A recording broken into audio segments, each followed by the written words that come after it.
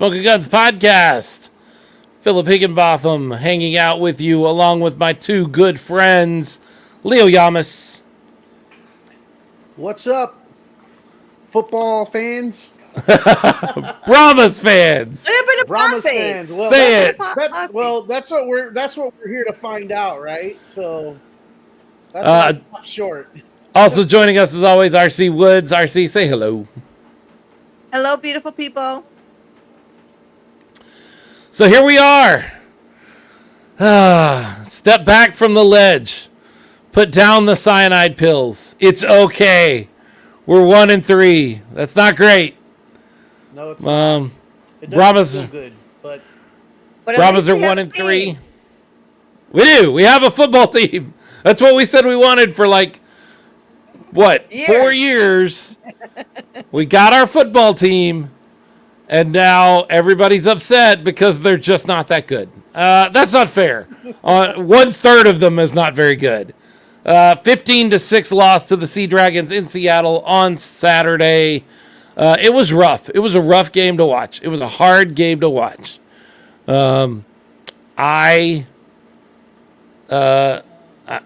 We always try to be positive on our show. That's never going to change. We are positive people. We will see the good in every situation. We strive for that. But let's be really, really, really honest. This offense is poopy. Yeah, it's pretty bad. It's really bad. It's like melted butter. It's frustrating. I like melted butter. I do not like this offense. I'm just saying it goes this way and that way and doesn't really do a whole lot. The offense is offensive, but not in the way you want it to be. No, not in the way you want it to be. Let's talk about the good side. Look, it's easy, and we're going to spend lots of time talking about the offense. But let's talk about the defense for a second and recognize that really front to back, we've got one of the best defenses in the league. I would say so. Yeah, we do. And, I mean, if they got help, any help at all from the offensive side of the ball, any help, they would be even better. They spend a lot of time on the field. They do give up some big plays every once in a while. But defenses are going to give up big plays when they're on the field as much as this defense has to be. It's just going to happen. You're going to get beat. If you give, in hockey, if you only have a team that takes 20 shots on goal, goalie can stop all of those. But when that same team takes 60 shots on goal, 1 or 2 of those are bound to get through. In the same way, a defense that has a normal workload can handle things. A defense that has a workload that's doubled because their offense can't do anything with the ball is going to give up 1 or 2 big plays. That's going to happen. It's unfortunate, but that's what they're working with. This defense is extraordinary. It is really good. Yeah. They played this last game against Seattle, which is known for having a really good offense, and they played with without one of their best players or on the line, and still managed to hold them to a single touchdown the entire game. Yeah. The defense has been playing lights out, but you're absolutely right. They're not getting any help from the offense. If they had the type of offensive help that most teams have, just an average offense, you're talking probably a win against Seattle, and you're talking probably a win against Houston. because Houston didn't score the entire No. second half. No, they kept them out the whole second half. Alex McSwain checking in that CB number 1. Forget his name, but he's a beast. What's his name, Leo? Barku. Yes. Excellent guy. Excellent cornerback. Just played a great game against one of the best receivers in football? ? Is Josh Gardner one of the best receivers in football? I mean, he's had his off the field issues, and that's why he's not in the NFL. But if he was in the NFL, wouldn't he be doing crazy things in the NFL as well? I think so. I think he's definitely an NFL talent, but he's just currently not there right now for other reasons. Right. Would he be on the offensive or the defensive side? Because he's the kicker. Do I know? Oh, Parker Romo. You got to talk. Look, it's funny. I listened to Hines Ward, and we may even have some video later in the game. Hines Ward's post-game comments, and one of the things he said is the defense is playing lights out. Special teams is playing lights out. And I'm like, special teams? Are they really playing lights out? And then I thought about Parker Romo, and I'm like, oh, yeah, no, that guy's awesome. Yeah. It's been all over Facebook today, so you've probably already seen it. I'm probably not giving you, the Brahmas fans, any news that you don't know, but his 57-yard field goal 57 yards at the end of the first half is the longest field goal at Lumen Field ever. Awesome. That's NFL, XFL 2.0, XFL 3.0 games have all been played there. I'm sure college games have been played there as well. Parker Romo's 57-yard field goal, the longest field goal in Seattle, in Lumen Field, ever. Kudos to him. He will be kicking somewhere on Sundays. This will be our only season with Parker Romo. Yeah, for sure. As well as probably our only season with Luke Barku. He's gonna get a call also. Certainly looks like it. Certainly looks like it. Yeah, and that's what this league is about. But yeah, I can't wait to see Parker Romo back in the dome, and Barku and the rest of the Brahmas back home in the dome against the Renegades. We got a Renegades fan joining us. Yeah, we do. Jimmy Hanna, welcome. You Renegades fans are welcome here. Our Roughnecks friends are welcome here. We are not one of those shows that are going to give you a hard time. Our team's going to do that. Over the next 2 weeks, they're going to figure out the offense, and they're going to give you a really hard time over the next 2 weeks. We don't need to do that here because they're going to give you – we're glad you're here. We're glad you're joining us, and we're sorry for what's going to happen over the next 2 weeks. We really do apologize for the beating that you guys are – and look, it's got to be. It's got to be a beating over the next 2 weeks over the Renegades because our back is against the wall now. We are 1-3 in a 10-week season. If you want to make the playoffs, to have a shot at taking down Houston in the South, at taking home a championship here in San Antonio on May 13th, then these 2 games become vitally important. It is really a battle for the second position in the South. And if you win them both, you're in the driver's seat. And if you lose them both, I don't know that you can get back there. I don't know that you can get back where you need to be. Yeah, these next 2 games are huge, really, for both teams. There's a little bit more pressure on the Brahmas because they're behind record wise, but yeah, it's the top 2 teams from each division, and everybody knows that it's not going to be Orlando in the South. No. Everybody. Right now, it's Houston's ahead of the pack. They're undefeated, but we know Houston fans love to remind us about that. But so that just leaves San Antonio and Arlington, and they play just for a quirk of the schedule. They play the 2 games against each other consecutively. First in the Dome, and then over next week in Choctaw Stadium. So these next 2 games are pretty much make or break the season for both teams. Mm-hmm. Yeah, it really is. And So the special teams has played well. Parker Romo is amazing. The defense has played. Again, I think they're one of the best teams in the league. One of the best defenses in the league.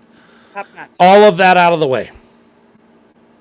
Now we have to get down to the problem, and the problem Nitty-gritty. is on offense. Yep. And the problem is everywhere on offense. Like, there is no one thing you can point to and go, well, if they could just fix this, it would be fine. I know there's a lot of folks on Facebook right now over the last 2 days that have said, we need to get rid of Jack Cohn. Maybe a change at quarterback is necessary. I'm not willing to say it's not. Like, they need some sort of spark, and maybe Ryan Sedette or Juwan Pass is the one that does that gives them that spark. But that alone is not going to change anything. Like, just changing out your quarterback. You could put Patrick Mahomes in your quarterback position right now, and I don't think you'd have more success, but not the kind of success you need to have to win games. There are problems all over this offense. Not unless Patrick Mahomes can run and catch the ball that he threw to himself. Right. Or if he can fly. You got and block the defensive end coming in trying to tackle him, or the defensive tackle. So Patrick Mahomes can block while he takes the snap and then scrambles to make the pass, throw the ball, and then run downfield and catch the ball and then run in for a touchdown, then we're good. You've got a line that can't block, a quarterback that can't do a few things that he really needs to be doing.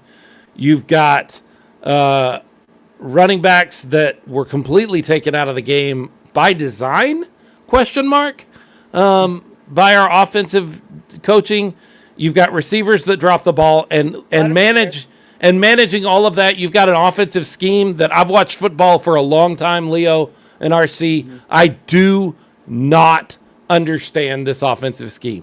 I don't see what you're trying to do. I don't understand. Leo and I were talking about this a little bit before we jumped on, and here's what I see. And we're going to welcome in our guest right now, Viva Texas. So many of you know him as Viva Texas.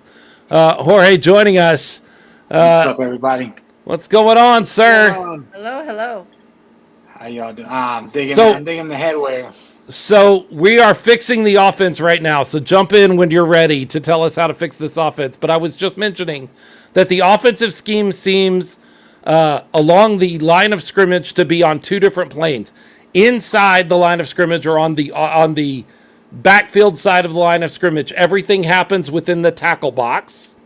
All the running, all of the quarterback standing there looking down the field, it all happens within the tackle box.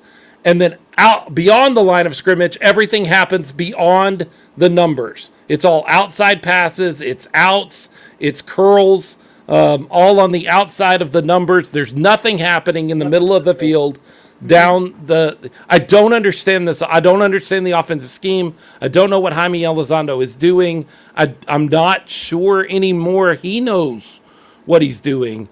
And the thing I would point out is there was a fourth, Leo and I were talking about this earlier, there was a 4th and 1 play where they threw a pass, and it was like a 13-year-old kid choosing his play on Madden. Like, it didn't make any sense.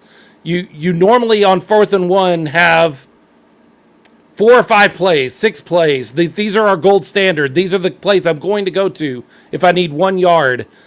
And that pass can't be one of those plays. So I'm not even sure Jaime Elizondo knows what his scheme is anymore, but I don't understand it. Am I missing something? Do you guys see something I'm not seeing? Yep, 100%. So as a former offensive lineman myself, it starts with the line. Sure. Unfortunately, Coach Elizondo is working with what he's got, which is no line.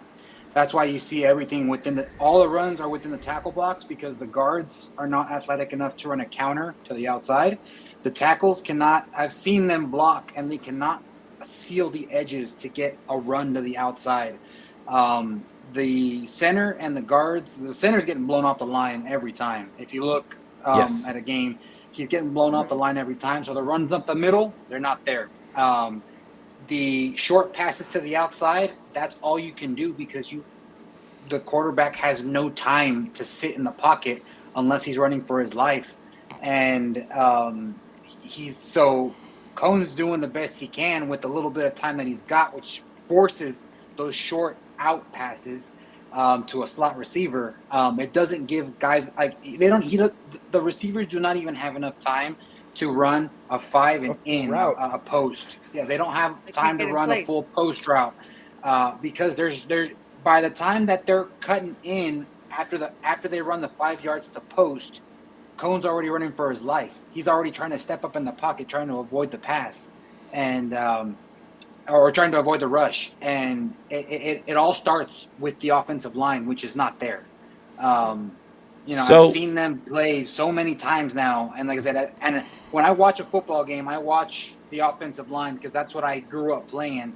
That's what I studied. When I watched film, that's what I saw. That's what I watched, is how an offensive line plays. And our guys are getting beat off the line and blown off the line every single time. It was evident more so in the Houston game than anything. Yeah. That Houston defensive line, they looked like a bunch of monster trucks crushing little cars when they really weren't that great. They really weren't. It's just our offensive line just was not protecting our quarterback. So is that something that you actually see around the league, though? Because I've got this theory that actually the offensive line play around this league is not very good, but the two teams that are really successful on offense right now, the Seattle Sea Dragons that we just played against, and Houston is scoring more points than anybody else. Part of that's because they played the Guardians twice. But these are the top two offenses, depending on how you want to break things up. Both of them use what they call their hybrid offenses, but they're based on the run and shoot. June Jones's run and shoot. And that's what they're doing in Seattle. And then in Houston, they call it the Mike Leach offense, but it's got a lot of that run and shoot, which uses so much lateral movement along the line of scrimmage that you kind of spread things out a little bit. You create some time for your quarterback. If he is bootlegging out one direction or the other, he's getting a little more time, and it's creating some space and some holes in your offensive line. As things begin to stretch out a little bit, the defense gets stretched out as well, and so it creates some gaps. That's a way you can mitigate not having great offensive line play. Am I wrong? It is. So you'd want to run a veer type offense, which is very heavily based on the option. That relies a lot on the quarterback, and that relies a lot on the running back being on the same page. But and that's when you have a weak offensive line, is you run to the outside and you give the quarterback an option to keep it or to toss it. The option. However, these guys are trying to get into the NFL. You can't run a veer. You can't run the option in the NFL. You get killed by the linebackers in the NFL. So it's kind of, it puts people in a tough position because, like, are you trying to win to get to the championship and win and succeed in the XFL, or are you trying to instill the right mentality and the right type of play to get these guys to the NFL, which is what the league is all about in the first place? And so with the weak offensive line that we have, I would say try the veer, try the option-based, college-based offense, but that's not setting guys up for success in the NFL. So it's tough. And like you see guys like Ben DiNucci, for example, he can run and make stuff out of nothing Right. with the offensive line that he has. Our quarterback is not athletic enough to do that. He can't. Like, that's just, he's a pocket passer. And that a pocket passer is what succeeds in the NFL. If you look at, most successful quarterbacks in the NFL, if you have a running quarterback, he's injured by season 2, season 3. Look at RG3, for example. See Lamar Jackson, see RG3, see these guys. Like, Yep. They don't last. And so people want, you need to be a pocket passer in the NFL. But in the XFL, like you said, the offensive line play is weak across the board. You can't be a pocket passer because there's no offensive line. There's no protection. There's no pocket. Time. It's a pass. There's no pocket. It collapses so quickly. I've seen the tackles get beat from the outside so many times, And usually it's from the blind side. And I feel so bad for Cone because he's trying his best to try to get something to his receivers. But by the time, I mean, that's why you see him throw it to the ground, because it's either throw it to the ground or take a fumble. Right. So, RC, what do you got? So Jorge, in your opinion, at what point do we get another quarterback? Do we try another quarterback? It's a good question. You know, I think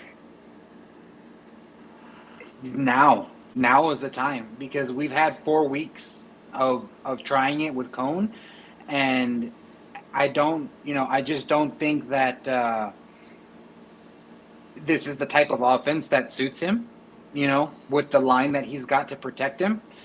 And we need to see another quarterback give it a shot. Like you've seen what I like what even though they haven't won a game, I like what Las Vegas has done with Luis Perez and with Brent Hundley. Like they've tried them both. And they're not afraid to put both quarterbacks out there and see what works. And they had some success with that, this past week. They Leo, lost, but Leo, you've been one of the strongest Jack Cone supporters that I know. Where are you at now? Like, is it? Do we just need to stick with Jack and give him some more time, run with him as our quarterback this season? Where are you at? this last game kind of was the what pushed me over to the other side. I have been a very advocate supporter of Cohen. I agree with Jorge.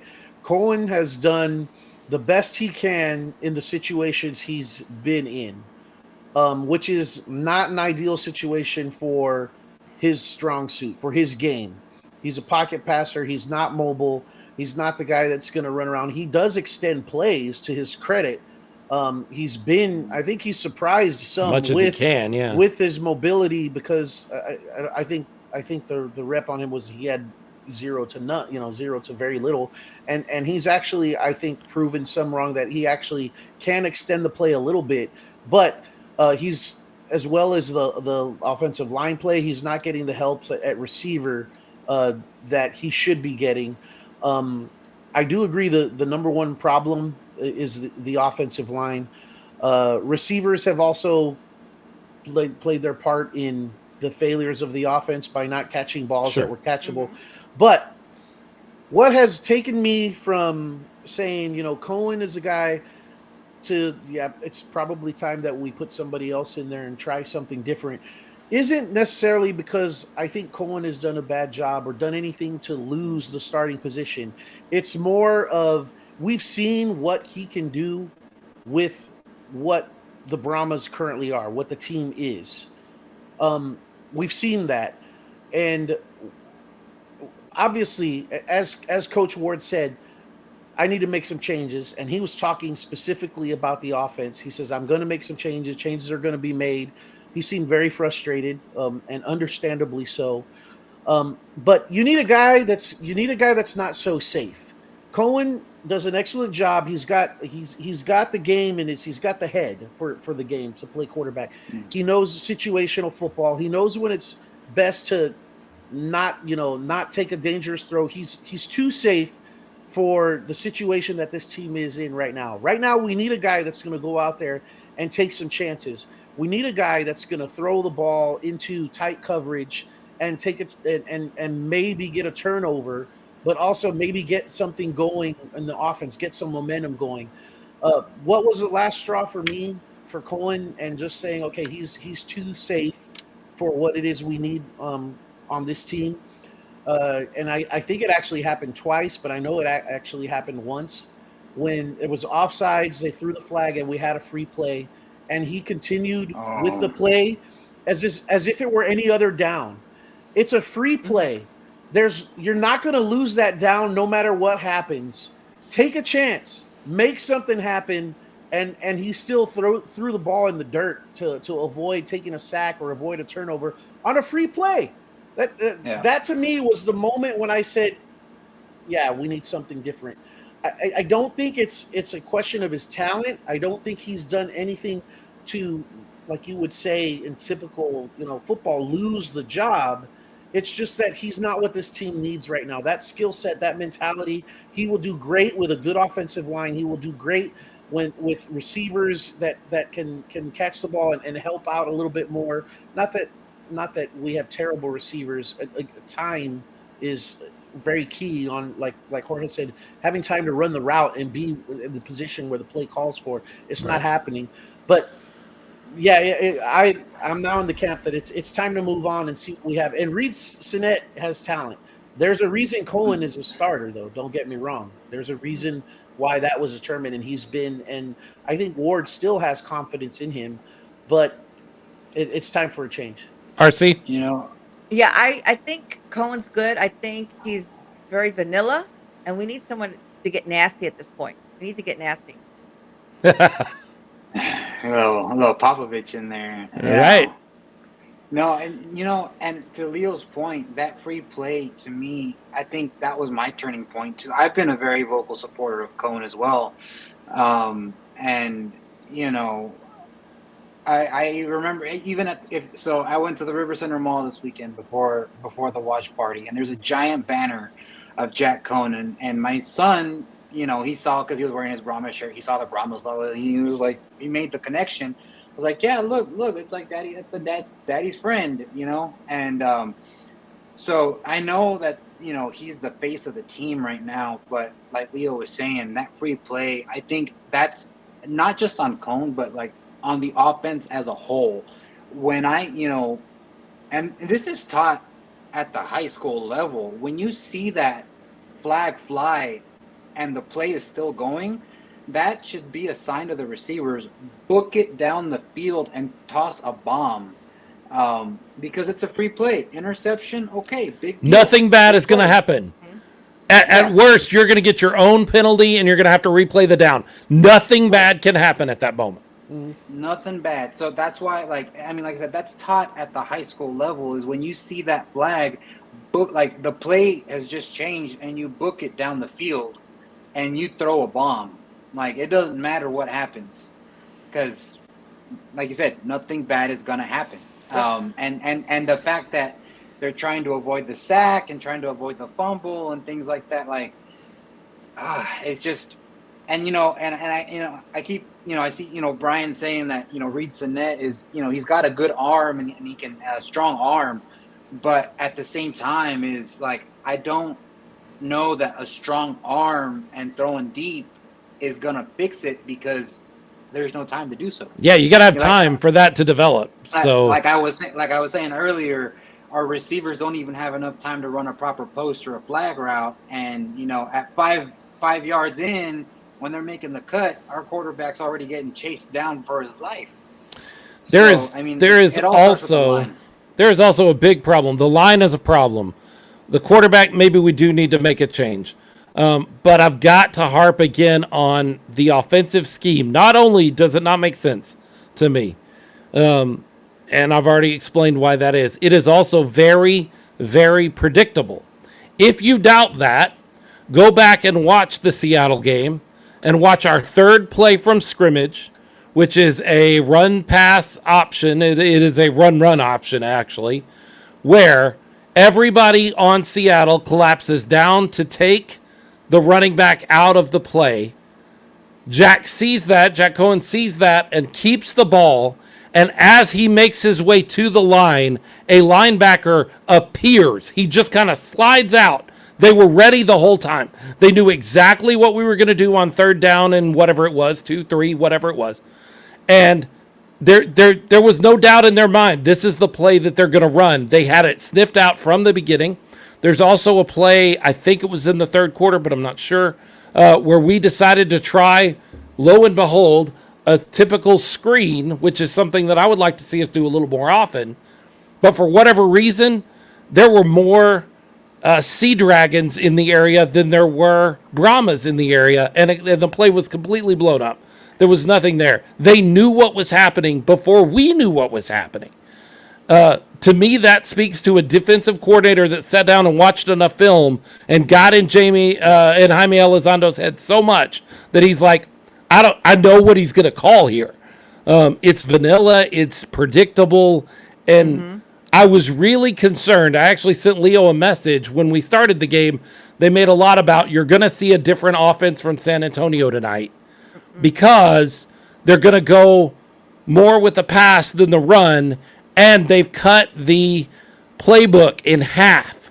And I'm like, they took an already vanilla playbook and they cut that down and made it more simple. That's scary. Like there already weren't wrinkles in the playbook, and now they've just cut it in half. Does that mean it's going to be even more predictable? And I believe it was. I think the whole offensive scheme was more predictable from beginning to end. And Seattle's defense didn't have any trouble figuring out what we were doing or what we wanted to accomplish and putting the end to it faster than they could. And given the strength of our running backs, I mean, we have some running backs that are feared in the league, and you can't feed the ball to them every time. But I haven't seen enough play action. I haven't seen enough boot outs. I saw one play action play, and it worked. One time they ran a play action, and it worked. And I'd like to see more boots also. But I don't think that the quarterback is athletic enough to execute a proper boot to where it's going to work. That's another way to mitigate a weak offensive line is get out from behind the offensive line. And so, things like I said, running the veer, running boots, running play actions, that's going to be what tricks the defense into committing and giving the quarterback the time he needs that the offensive line is not giving him. And at the end of the day, it all comes down to any offense comes down to the strength of your offensive line. If you don't have a line, you don't have an offense. Right. So that said, Jorge and Philip and RC and those that are with us, that brings a question. So there are ways to mitigate the lack of strong line play, and I think line play was going to be a question mark for this entire league because of what it is. If you're a really good offensive lineman, I mean, those are extremely valuable. So those guys are all on, making big money right now in the NFL. So I think that was always, in any league that's going to be a developmental league, as Jorge mentioned earlier, a spring football, anything outside of the NFL, that's going to be your biggest question mark. That's going to be your biggest deficiency that you have to kind of creatively work around or base your offense around, planning with what you have. And I think that's where the big struggle is right now with the Brahmas and the coaching staff. So that said, who does that fall on more so? Is that Hines? Is that Coach Ward? Is that Hines Ward? Or is that Jaime Elizondo? I think it falls on the coaching staff as a collective. So Coach Ward has said he needs to make some changes. Mm-hmm. Changes haven't been made. Jaime Elizondo, is in charge of that. That's his offense that he's running, and he's doing what he can with what he's got, but he's not.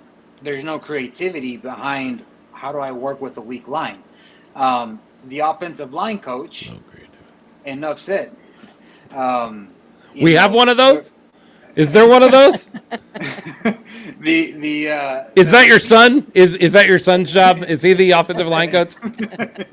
You probably take a thing or two from Daddy,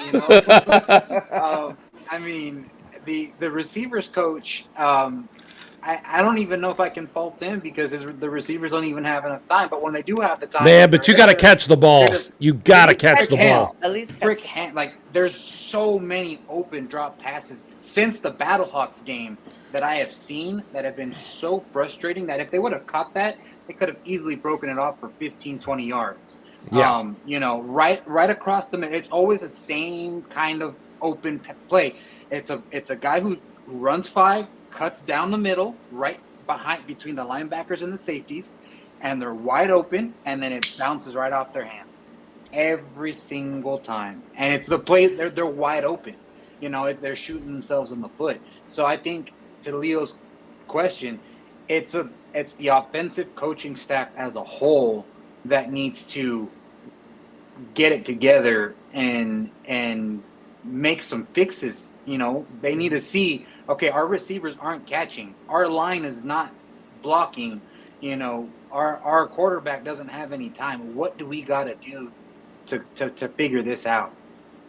Well, I know, Our, like, I even heard, sorry, I even heard some of the announcers say, "Oh, well, the coach said if he keeps making plays like that, the NFL is going to call him up." So I think on now, defense, that's a yeah, defensive player they kept saying Yeah. that about, though. what my thing is that I think some of the players are more concerned about what can I do to get noticed for the NFL and not really working as a team together because I don't see cohesiveness at all. So that's a good point. I think RC might that could be part of why Cohen is throwing the ball into the dirt so much. Like he doesn't want those turnovers. He doesn't want those interceptions on his stat line. That could be part of it. I don't know. I'm just saying it has crossed my mind where there's been some moments where he throws the ball into the dirt where I said, well, why not take a shot at this receiver? Yeah, he's covered, but if you might be able to squeeze one in there. So yeah, that goes back again to what this league is, as Jaime kind of, or Jorge kind of said earlier. This is a developmental league, meant, primary focus is on these guys getting to the NFL. But it's also entertainment. It's also a competitive, they want to be competitive. They want to entertain. So there's kind of a fine balance there where I think, this is year one and the league and the coaches are still trying to figure that balance out of how much is this of putting guys in situations where they can show the talent that they have so that they can be called up versus how much is this where I'm going to try and win the game.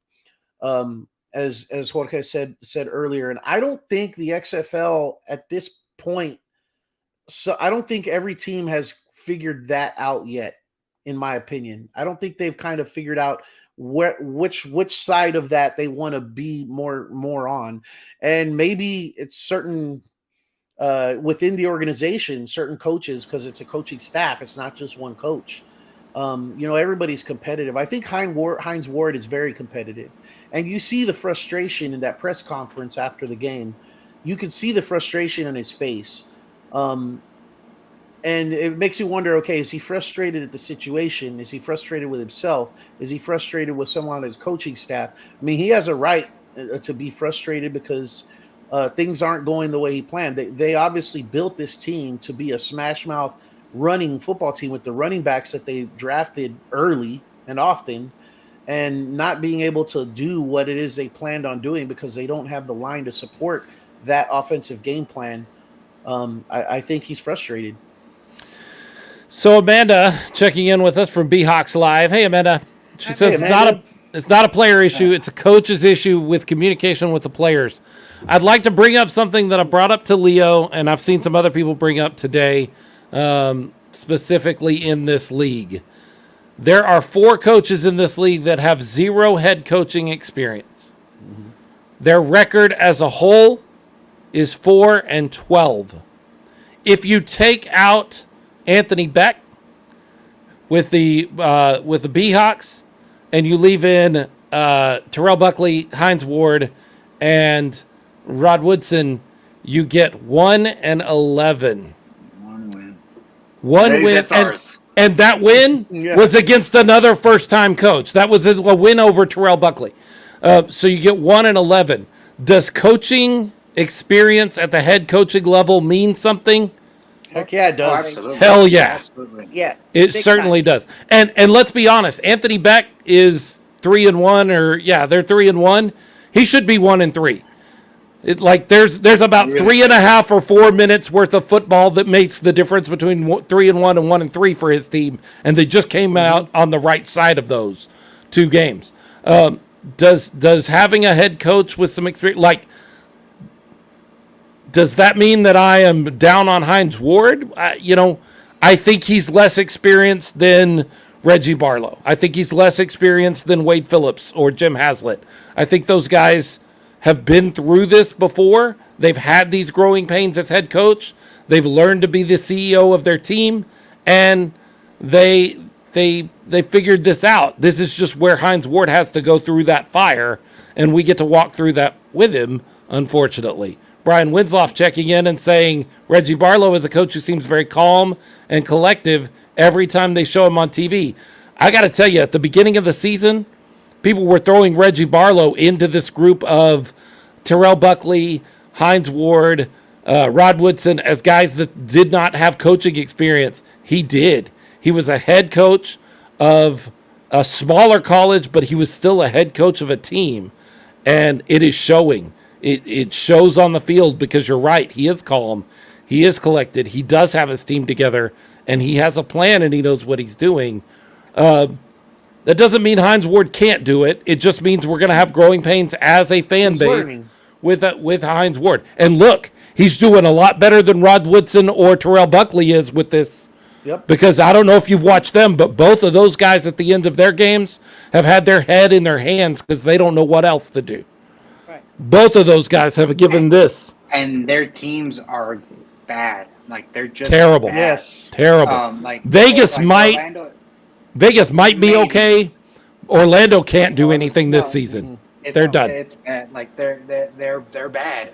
The thing is that San Antonio in every game, thanks to the defense, has shown a level of fight that the Yep. other non-experienced head coaches have not shown. Right.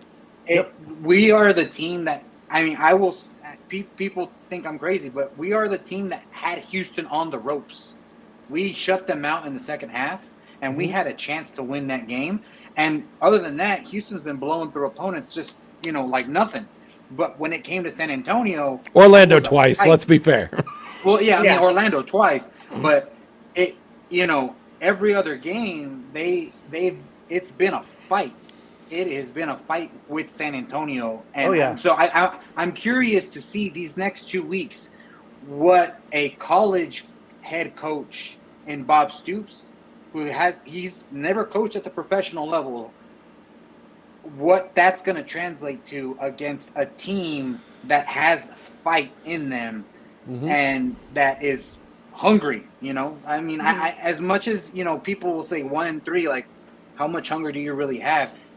From what I've seen, especially on the defense, the Brahmas are still hungry. They know that they have an opportunity, a golden opportunity in front of them, going up against and I'm going to say it, a not good Arlington team. No. Arlington is Yeah. not any better than San Antonio. They're not. I would argue that they're worse. Like Right. they do not have consistency. They're just not good. From what I've seen, when I've seen them play, and this is not just me hating on them because they're from Dallas or whatever. No, they're just not good. And I really think that this is where we're going to be able to see the non-experience versus the college coaching, and see what's going to come out on top. Along Is it that gonna line- be NFL experience. Along that line, Amanda brings up a great point. She says at least Hines Ward shows ownership in it, though. So here's the difference between Hines Ward, Terrell Buckley, and Rod Woodson to me. Terrell Buckley has made it very public. He blames his players. Yep. Rod Woodson has made it very public. He blames the officials. The officials. Yep. Hines Ward comes out and says, this is on me. Yep. And that is a head coach. That's what a head coach Yes. does. Even when it's not on them, they come out and they go, hey, don't blame my guys. Don't blame the officials. Blame me. I'm the one. I'm the man. I'm 40. Blame me. In the words of Gundy up there at Oklahoma State. Blame me. And Hines Ward has been willing to do that. There's And a I very- appreciate that. Yeah, me too. That's good. There's a very clear difference there in leadership, I think. Yes. And Hazlitt and Wade Phillips Yes, both complimented Hines Ward they did. after the game, and it was recorded on live television. And I don't think they're blowing steam up Hines Ward, just because they won the game. Yeah, they give him legitimate credit for what he's done with the team that he has, and having them prepared and having them, with a fight in them, because those guys know they had to battle to win those games, despite the deficiencies, along the line, despite the advantages that they clearly had in coaching. They knew that they were going to be in a battle before the game, going into the game, and then they had all they could handle during the game. Both those offenses, which have scored a lot of points against other teams, could barely muster a touchdown, against the Brahmas defense. So yeah, I don't think that's just coach speak just to be friendly and professional. I think they mean what they say when they're complimenting Hines Ward. All right, so let's take the Seattle game. Let's put a bow on it and say none of us were happy with the offensive performance. It's been 2 straight weeks of that. The defense is playing well. Special teams is good. We need to see some changes in the offense. Everything is on the board. Everything you can change. Hey, Vegas made a change at offensive coordinator. Maybe we need to do that. And I'm willing to say maybe that needs to happen. Quarterback can change, scheme can change, offensive coordinator can change, but something's got to change. So we put a bow on that. None of us liked it. It was bad. We felt bad about it. It is what it is. But Brian Winslow brings up a point here, and I want Jorge, you to weigh in on this because he says, I'm tired of all the negative comments and people giving up on the Brahmas. Yeah, let's talk a little bit about this because I have seen so much on social media over the past 48 hours or so of people saying, I'm not paying to see that. I'm trying to sell my tickets. Can I get a refund? Because I'm not going out to the dome for that. And then in the midst of all that, you, Jorge, come up and made a comment that was ultimately the reason I reached out to you today and said, hey, can you come on the show? Because I love this attitude. And this is the attitude that San Antonio fans need to have. And not just Brahma fans, San Antonio fans. I'm not a Spurs fan. I'm from the Metroplex. Jorge, you and I got to discuss all of that because I know you hate us guys that are from the Metroplex. But I'm not a Spurs fan, but I watch you Spurs fans. And I got to tell you, you're great fans when everything looks good and all things are rosy. But when things get tough, you don't look as good as fans. And if you don't know that, you need to really take a good look in the mirror. And that's beginning to happen here with the Brahmas as well. So, Jorge, what are your thoughts on giving up on the Brahmas, getting your money back from your season tickets? What are your thoughts? So, it is one of the most ridiculous things. So, I'm going to tell you right now, I've already started investing in upgrades to my charro suit, which go into the thousands of dollars of upgrades. That's how much I believe in this team. I have an appointment on April 8th to get a Brahmas tattoo. That's how much I believe in this team. Oh my! I don't care if the league folds. Like I've enjoyed the ride thus far. That can I ask where it's going to be? It's going to be right here, and it's going to be the Brahmas logo with wearing a sombrero because that's my staple. Oh, that's cool. Is a sombrero. So, I've told my wife that, Mama, if you're listening, I'm sorry. I hate my tattoos. But yeah, so that's how much I strongly am invested in this team. I've even told them to their faces that the front office, I've said, if you all offer me a job, I will quit my job on Monday and I work for you. That is how much I am invested in this team.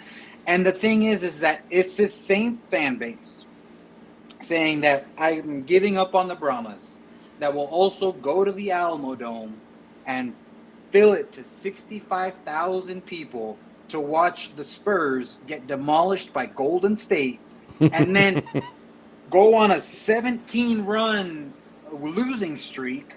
We win a game, and then they say, what the hell? Why did we win the game? We're here to tank. So which is it? Do you want to be a competitive sports city, or do you want to tank and hopefully get the next Tim Duncan? And so it's make up your minds here, people. Either you're in or you're out. This hopscotch thing, it bugs me so much. I understand the frustration. I understand we want to win championships. But this is also, this right here is an opportunity for us to say, you all have made a mistake by overlooking San Antonio. You look at San Antonio FC. I was a season ticket holder. I bought season tickets for them. before they even had a team name. You know, as soon as they said they're the Spurs soccer team based in San Antonio, I went out. I was one of the first 50 people to buy season tickets. Did you go to Scorpions games? I did go to Scorpions games. Those were fun too. And I mean, those were fun, but even for like San Antonio FC, those first few seasons were rough. I mean, we weren't great. We just won the championship, and they're selling out the stadium, you know. And like the home opener was this past week. They had a great turnout, great for them, you know.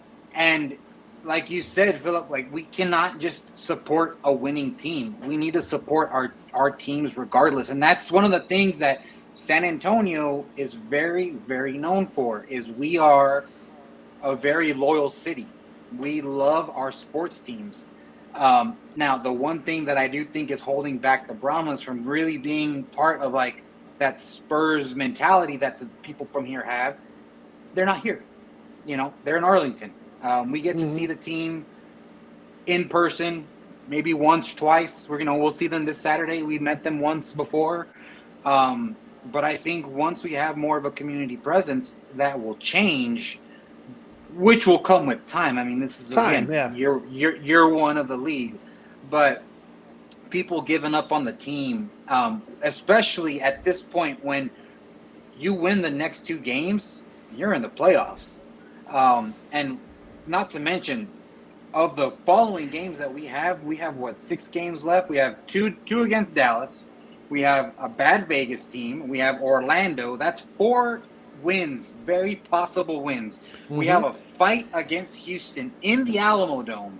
And then we have a fight against DC, where they're not going to have their precious beer snake. They're going to be at our fiesta. Not going to work here. Our fiesta. Our beer snake's going to be going from the Tower of the Americas all the way to the Alamo Dome. That's how crazy this city's going to be during fiesta.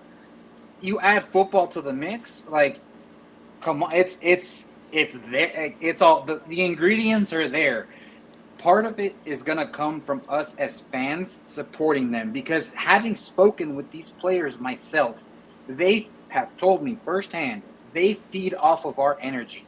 When they come to the Alamo Dome, they love seeing the black and the yellow, and they love they love to be cheered for. Who doesn't? Like, it's frustrating to see that people are already getting ready to give up, because this is when they need us the most, especially when we've been on the road for the past 3 weeks and they're finally coming home. Right. They need us just as much as we need them. Amanda Rodell is the co-host of B-Hawks Live. She said, I wish I could come on your show right now to say one thing. Well, you know what? We listen when we hear those kind of things. So we're going to bring her in. Amanda, what one thing do you need to say to the Smoking Guns posse gathered around talking about this? This isn't what I have to say, because I lost my voice at the games. So I bet. I know the feeling. But let me just say, the Brahmas gave the Battlehawks seriously like a run for their money. All because of one decision by the coaches is what made that game completely change. Seriously. Like, had that decision to switch out, by Hines Ward, right? But he owned it. Like I was saying earlier, he owned it. When he switched out his D-line right there at the end, that's the only reason why we won that game. Had that not happened, y'all would have won. Because if you look at the stats of that game, it really was not in the Battlehawks' favor at all. No. At all. Nope. So, honestly, like, I just had to say that, because that was y'all's game.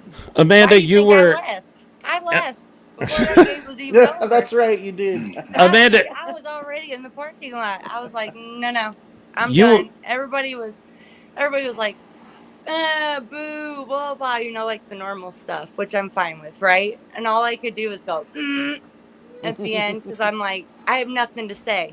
And then I said to the guy in front of us, I said, I have nothing bad to say to you guys right now, because y'all deserve to win this game, because we look terrible. And then I'm in the parking lot. Next thing I know, we won. Like, all because of, like I said, one decision that was made. And in the end, Hines Ward still owned that. Right. And showing true leadership is not by taking your headset off and throwing it on the sidelines and cussing out your players. Right. That is not teamwork. That's not ownership. There's nothing about that. So the record shows for itself when it comes to them and when it comes to how they are with their players. You can't get mad at a record when your behavior is also that way too. So, Amanda, how crazy was the dome in St. Louis yesterday? oh my gosh. Okay. Can I say this too? I have to say this. So, in y'all's defense too, your experience, right, at your stadium was phenomenal from start to finish, okay? You guys had like a photo booth with like balloons and you had all this stuff. It was amazing. In St. Louis, there was nothing, right? Y'all's field experience too, people could actually stand on the sidelines. In St. Louis, you literally had to walk. All you did was walk around and they're like, okay, guys, keep it moving. I'm like, what? You're going to rush me on the field right now to see my team? You know what I mean? Right. I couldn't believe it. So the game was awesome, right? Watching the game, being around all the fans, cheering, that was great, clearly, because I have no voice, right? But we've all been there. Cackling hyena, as Dirty would say, is going to be almost null and void when I'm on the show on Wednesday. Which he'll probably be happy about, but I don't care. Right. But all I'm saying is from your fan base there and everything that you guys stand for there and how you guys like just everything from the tailgate to the time you enter the stadium to how fans were with, you know, us when we came. I mean, unbelievably, probably by far, and I can honestly say this, was the best experience out of any game I've been to date. That's incredible. The best. And you've been, I went to DC. Yeah, you've been in Arlington, you've been in DC, you've obviously been in St. Louis, here in San Antonio. Is that it? Yeah. Okay. Yeah. How But terrible I mean, was honestly, the Arlington? I'm just saying like that. you guys were by far the best. By far the best.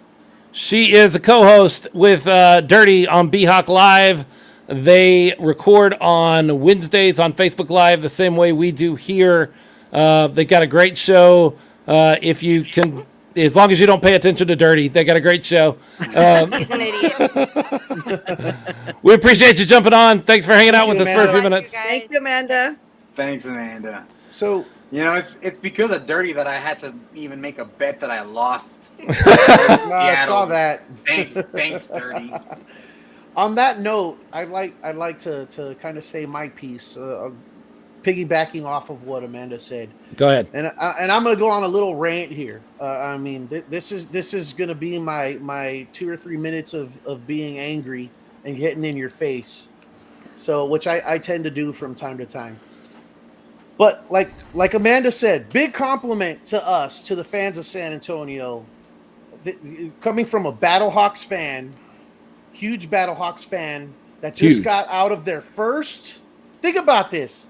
That was their first home game of the season. Yes. They've waited 4 weeks. 4 weeks. Had 40,000 people there. To have that game, and they had 40,000 people there. You know why they had 40,000 people at that stadium? You know why? Yeah, they're ride or die. They want to support their team, but you know what? They had 40,000 people there, 38,000, whatever the number was, to beat us. That's why. Because we laid the gauntlet down at the beginning of the season, and we had witnesses come down from St. Louis and saw what this fan base is capable of and said, holy crap, guys, San Antonio is legit. The fan base in San Antonio, we thought they were just talking smack. We were laughing. We were saying, they talk the talk, but they're not gonna be able to back that up. And then we came down here and they blew us away because that's what we're capable of, right? As a San Antonio fan base for a team that we were excited about come week 1. Now here we are, 4 weeks later, We're 1-3. We've had our struggles. Our offense is not what we want it to be. Some people would say it sucks. Okay, fine. I've seen some comments out there that is nonsense, saying this team is trash. I don't, I'm done. It's not worth it. This and that. You know what? Shame on you guys. Like, that's not what this is If about. that's you, get out of here. I say get out of here, but I also, as a fellow San Antonian, a fellow a San Antonio brother, a primo, like I say, the primos. You also sometimes you have the little primos that they think they're all that, or they know what's up, and they don't. You just have to go and smack them across the head and tell them, hey, that's not the way we do things around here. And some of these people need a smack across the head. Like, that's not what we're about. We're here to support this team. It doesn't matter what the record says. We need to show the world what San Antonio is about. We need to show the world, the rest of the country, the fan base that we're here. And like Jorge said earlier, that they were wrong about us, that we can support a team here and we can be passionate. If you want to compare to the NFL, this isn't the NFL. This is the XFL. It's a completely different animal. But you want to look at fan bases. We've talked about, look at the Cleveland Browns and how bad and how long they've been not good. And do you see that fan base waning? Do you see that stadium empty? Heck no. Why? Because they're fans. They're true fans, and they support their hometown. They support that family, or as RC has coined the term way back in the Commanders days, family. That's what we are. We're the primos. Like, I mean, if you can relate to that culture, the Hispanic culture when you're growing up, if you had a family member that was going to get into an altercation, a fight with somebody over something stupid because we're kids and we do stupid stuff, but you didn't just like, oh man, you're going to get your butt kicked, so I'm going to go stand over here on the corner and hide. No, man, you got in there with the family. You were there with your primos. You were there, you got your family's back no matter what. And that's what this fan base needs to be. That's what it needs to show up and show out and say what San Antonio and San Antonio football fans are about. We're not about like, oh, the quarterback, he doesn't have any desire. He can't run. He can't do this. He can't do that. Oh, the offense sucks. I'm going to stay home. Can I sell my tickets? Can I get my money back? Shame on you. This is me smacking you across the head until you wake up, man. Support your team. This is our team. This is San Antonio Brahmas, and we're through thick and thin, ride or die. That's the type of fan base we need to be. We're not weak. Stop being weak. RC. That's my rant. Thank you, Leo, for that. That's the most you've talked in a long time. So yay, bravo. He's passionate. He's passionate, It's and we passion. all are. We all are. And what I was going to say, kind of adding to what Leo said, you can't look at this as just the team or just the game or just the quarterback or just the player. We are a culture of football, and we're crying and whining. We never get a team. We never get a team.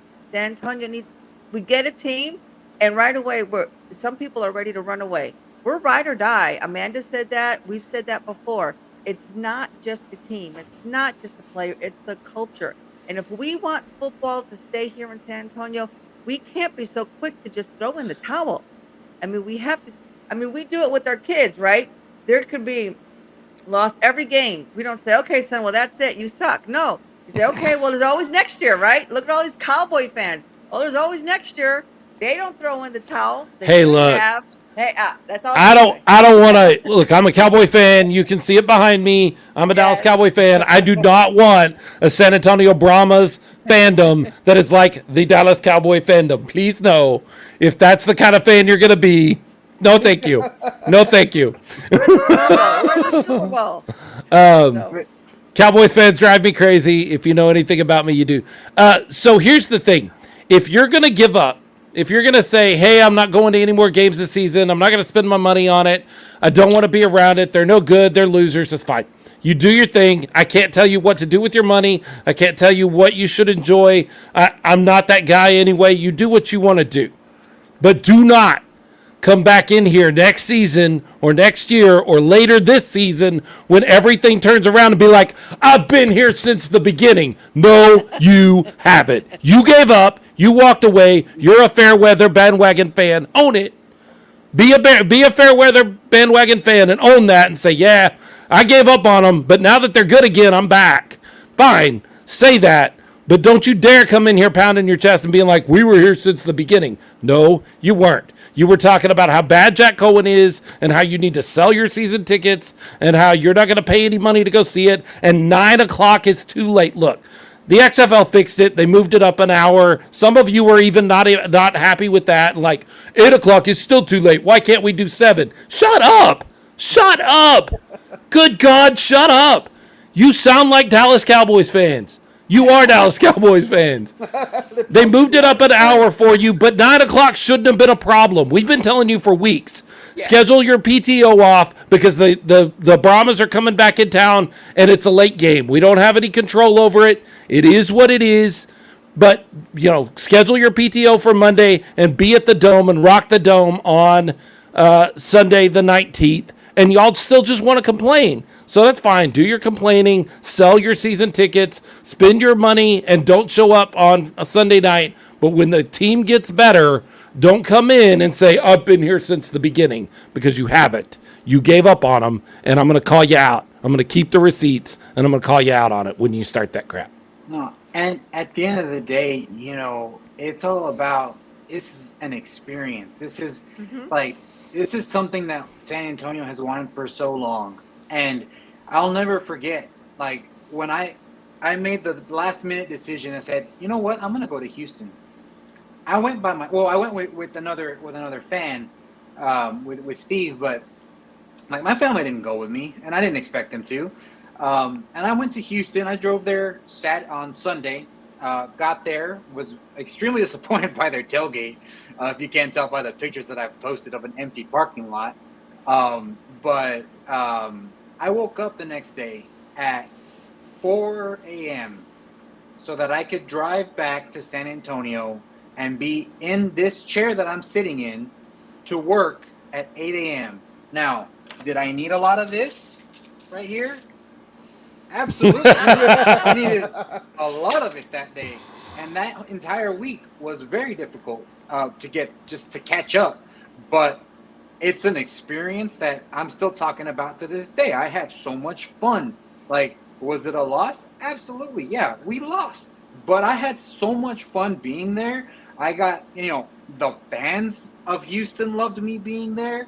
I got to meet, Mrs. Hines Ward. She was a sweetheart. Yep. Hey, RC got to talk to her too. I did too. She's the nicest lady ever. I was just blown away. And this is where, I make the judgment call of, okay, I can either sit on the sidelines and watch this happen and then regret not being a part of it, or I can make it an experience. And honestly, this season, and I've said it to multiple people, I've been to the World Cup in person in Brazil, the soccer capital of the world. This season of XFL football compares to the memories that I've made to the memories I've made at the World Cup. And this is coming from, I've been to Green Bay as a Packers fan. I've caught a Lambeau leap. I've had the tour. I've seen Aaron Rodgers' locker right there where I could almost touch it. When I saw Lambeau Field for the first time, I cried because I had no other emotion. The only time I'd ever seen it was in Madden. Right. But the experiences that I've had with the XFL and the belief that they've put into San Antonio, these memories are going to live with me forever. And like I said, to even compare it to the World Cup, people call me crazy. And I'm like, well, you don't know because you haven't been to a game. You haven't experienced it like I have.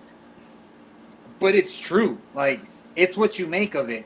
And I'm 1-3. I went to go watch Mexico tie to Brazil 0-0. Had the time of my life. Almost got killed. But I'm still here. And, I'm the same way in San Antonio. I'm about to go to Arlington, I'm about to go to Las Vegas. I'm about to I'm going to be at every single game from here on out for the rest of the season. I'll see you there, Jorge. That's right. And you know what? And that's another thing is I don't know of another fan base that has organized like we have to go to someone else's house and say, this is our section. They This is the tried. Brahmas section. They tried in St. Louis, and they could not put it together. They ended up having a few fans come this way, but they could not put it together. Here's the thing. If you're one of those fans that is like, ooh, they're 1-3, they're not very good, I'm not spending my money, what did you expect? Did you honestly expect that you were going to become a Brahmas fan and they were going to go 10-0 and win the championship this year, and they were going to go 10-0 and win the championship next year? Did you expect them to win every single game that they played? Did you expect that there wasn't going to be hard times? Is that the kind of person you are where, oh, you fell on hard times, I'm not with you anymore? It's easy. It's got to be easy or I'm out. Yeah, it's got to be easy or I can't be a fan. Man, be a fan. If you're a fan, be a fan. Show up at the Dome. Look, 9 o'clock wasn't that late. Let's be honest. If you couldn't stay up from 9 to midnight for a football game, you got other issues. I'm an old man, and you're really starting to get old. If 9 o'clock was too late for a football game, but the XFL fixed it. They heard us. They said, "Ooh, they don't like that it's at 9. Okay, we'll bump it up to 8 o'clock. That's the best we can do to still stay out of the March Madness and still have a football game with decent viewership. We'll move it up. We'll put it at 8 o'clock." And I see people today that are like, I'm thinking about canceling my ESPN Plus because $10 is too much to pay for this stuff. Man, come on. Are you kidding me? If you're a fan, be a fan. If you're not a fan, like, I don't know why you're watching the show or listening to the show. But if you're listening to the show and you're showing up on Sunday night in the Dome, be a fan. RC, what you got? So, I was thinking I'm probably one of the oldest people on the show right now. And we had the mentality back in the day that if something didn't work, you try to fix it. You took it apart, you did this, you did that, you asked people for help. Nowadays, when something doesn't work, everyone's real quick to throw it away. Oh, I'll just get a new one. Oh, I'll just get a new one. We can't have that mentality. We need to have that old-fashioned mentality. If it's not working, we'll stick around. We'll try something new. We'll change it, and we're going to make it work. People who put scotch tape and duct tape here and this, and to make it work. Nowadays, it doesn't work. Boom, it's out. So I think that's the mentality we need to go back to. I can relate to that, RC, and I'm just gonna throw in a little shameless self plug, or actually, it's props to Lolies, to my wife that I'm putting out there. It's like a marriage, right? There's gonna be challenges. There's gonna be some tough times. There's gonna be compromises. There's gonna be times where you're not doing things that you really want to do, but you're doing it because you're helping your partner. You're doing that, and Lois and I just celebrated our 28-year anniversary. Congratulations. Congratulations. Thank you. There's my selfish self plug. But actually, that's giving props to Lolis for putting up with this guy for 28 years. Mad props to her, and I'm a lucky man that she's been able to do that and is willing to continue doing that, and I love her for it. But it's kind of like that. You're in a relationship, you're in a commitment here with this team, and it's not always going to go the way you want. But I mean, if that's the type of person you are and you want to just turn around and walk away from it, I guess that's your right. But I just don't get it. I don't understand it at all. Let's be really, really clear here. I think Leo kind of said it the best. Like, it wasn't going to be easy all the time. The games weren't going to be at the best time that you could fit it into your schedule. Like, nothing works that way. Nobody builds their schedule for you and you alone. You can't do that. It may fit, it may not. But here is a chance. Like, you're griping and complaining, those of you that are griping and complaining about a 1-3 team. Now you have an active ability to affect the game.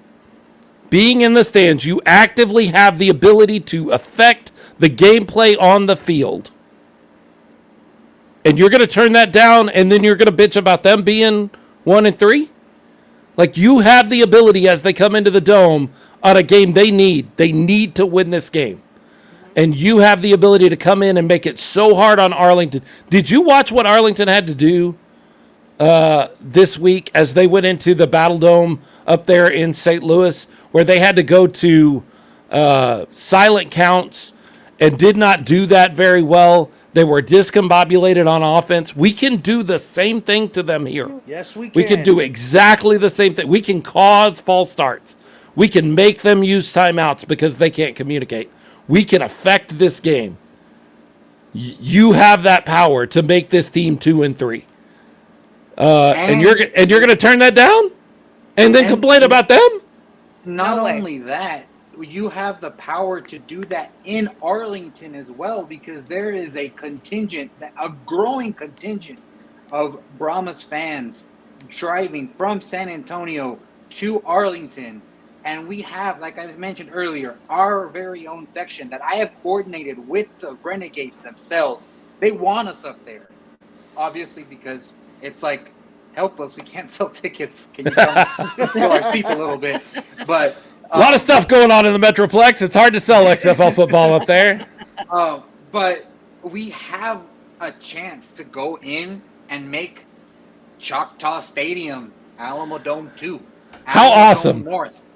How incredible would it be to just bug them to the point that they make some mistakes, they cause some problems, and they come out of this game with a loss, and they go, well, at least next week we're going to be in our own stadium and we won't have to put up with that again. And then they show up, the next week and we're right there in their face again, and they're like, how do we get away from these people? It's like a nightmare. It's like a nightmare. They're following us around. Like that damn mariachi guy keeps yelling and he won't shut up. And it's like, yep, Yes. I ain't going anywhere. Correct. It's so simple. Like, it's so easy. Like, be a fan or don't be a fan. Robert Rankin's going to be up there with you guys in Arlington. He said he'll be up at Arlington. And I mean, like, those people who are saying they want a refund. Let me tell you something about how upset I just got over something that I moved on. I'm still going to Arlington. In order to make this trip happen, I had to put down $425 of my own money as a deposit to secure a group rate at a discount for the Brahmas fans, which I said, okay, here you go, put it down. So I put down almost $500 of my money. People started buying.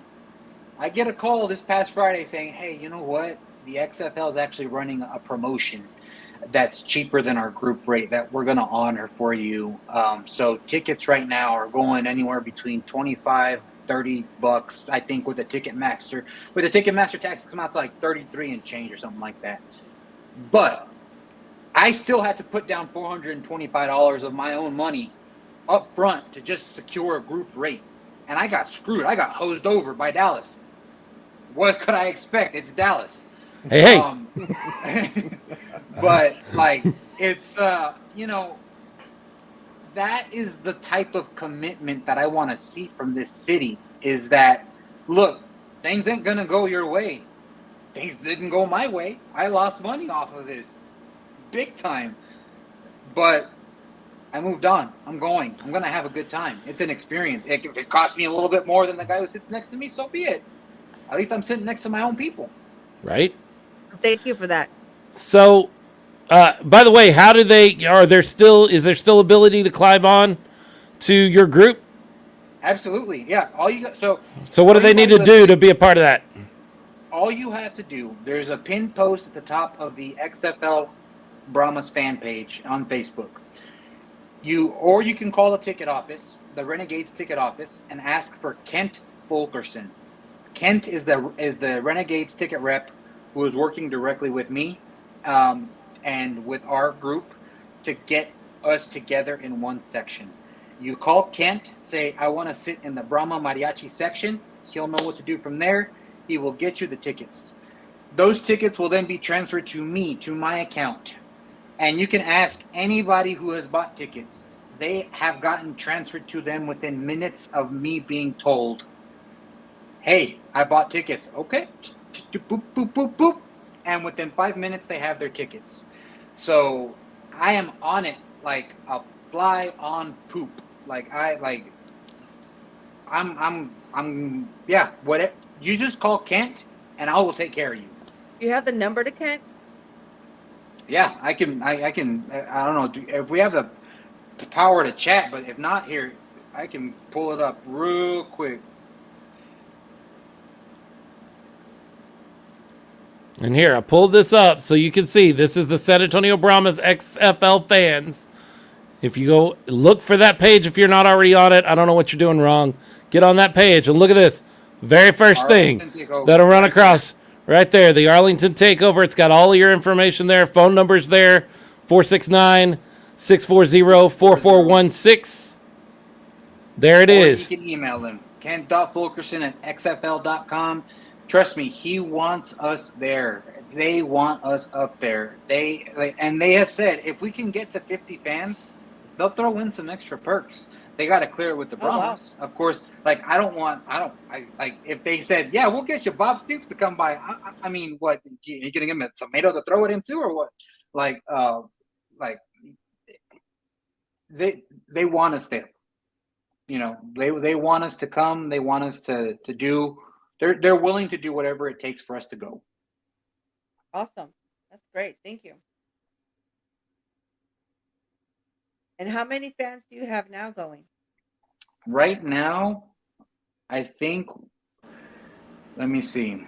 I can actually tell you the exact number because I have all the tickets that have been transferred and stuff. So right now I have 22 total tickets, 22 total fans that are going, which for me is a win because I mean, that's 22 people from San Antonio that are willing to make the drive up to Arlington, have a good time at the stadium, and then drive back after the game, unless they're going to stay there. But, you know, that's 22 people that are going to be there making noise for the wrong team in Choctaw Stadium. And I can guarantee you that those 22 fans are going to be loud and rowdy. I've been describing the San Antonio fan base as loud, rabid, and rowdy, and I take it back to the Battlehawks game. There's the tackle. I will not ever forget this. The tackle for the offensive line for the Battlehawks, the right tackle. He used to play for the Commanders, and he was warning the team. Mm-hmm. These people are crazy. It is going to be loud. We need to be careful. And I haven't heard that from other fan bases. I've heard, oh, yeah, they're going to do a beer snake. I've heard, oh, yeah, there's going to be 34,000 people in there. But I haven't heard, we need to be careful because these people are crazy. And then, Houston, for me, is probably the most disappointing fan base because they also were they were pulling on Arlington with San Antonio. They gave us those $20 tickets and said, hey, guys, help us fill out our stadium, please. And we did. They left, and some of them left early. And some of them left early. They did. All the Brahma fans stayed there till the very end. Almost way too late. Yeah. Almost too late. So we already had Amanda.